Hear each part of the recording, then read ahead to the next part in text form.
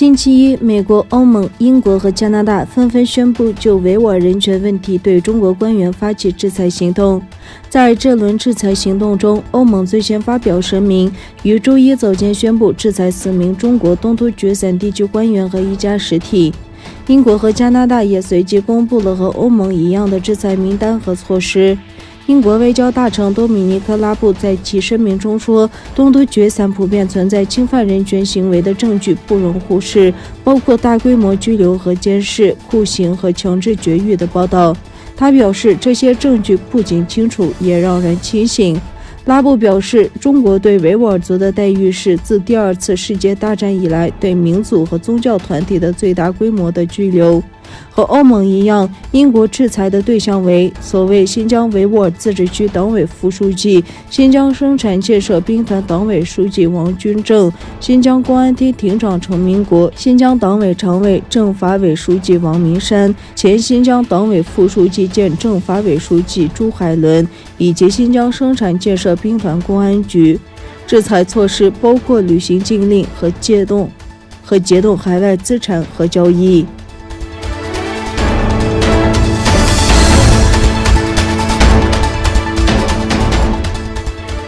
人权活动人士周一在纽约市的美国常驻联合国代表团办公室前举行集会，呼吁美国政府通过外交和经济压力，终止中国政府针对维吾尔人的种族灭绝。此次活动由耶西瓦大学支持维吾尔人组织、维吾尔人集会和青年犹太人呼吁公正等组织发起。今年1月10日，美国国务卿蓬佩奥宣布中国对维吾尔人犯有种族灭绝和反人类罪。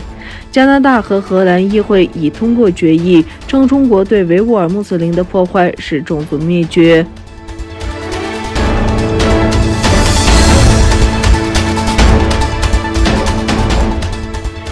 3月22日，美国、欧盟、英国和加拿大纷纷宣布就维吾尔人人权问题对中国官员发起制裁行动。欧盟制裁宣布后，中国外交部立即发布了回应声明，并宣布对欧洲10名个人和4个实体制裁。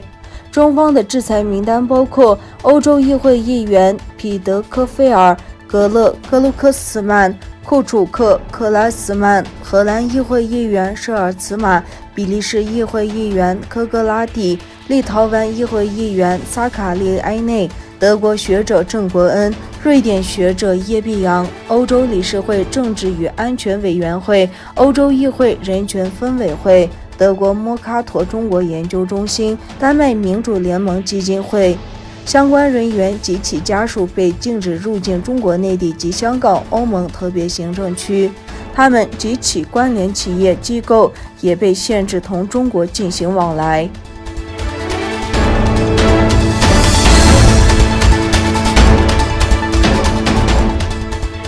中国国务委员兼外长王毅上周一和俄罗斯外长拉夫罗夫在广西桂林会晤。中俄外长互相通报了各自对美国关系近况，并表示国际社会都认为美国应停止拉小圈子再搞集团对抗，停止单边霸凌行径，停止干涉他国内政。在伊朗核问题上，中俄双方认为美国应尽快无条件返回伊核问题全面协议，并撤销对伊单边制裁，同时鼓励伊朗重新全面赴约，期待伊核问题全面协议继续为防止核扩散发展应有作用。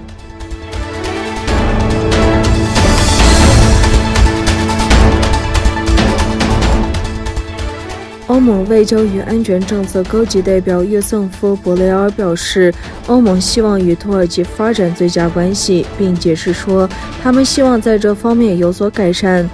欧盟高级代表博雷尔在布鲁塞尔举行的欧盟外长会议后说，与土耳其的关系是会议的主要议程之一，将在3月25日至26日举行的欧盟领导人峰会上对此进行讨论。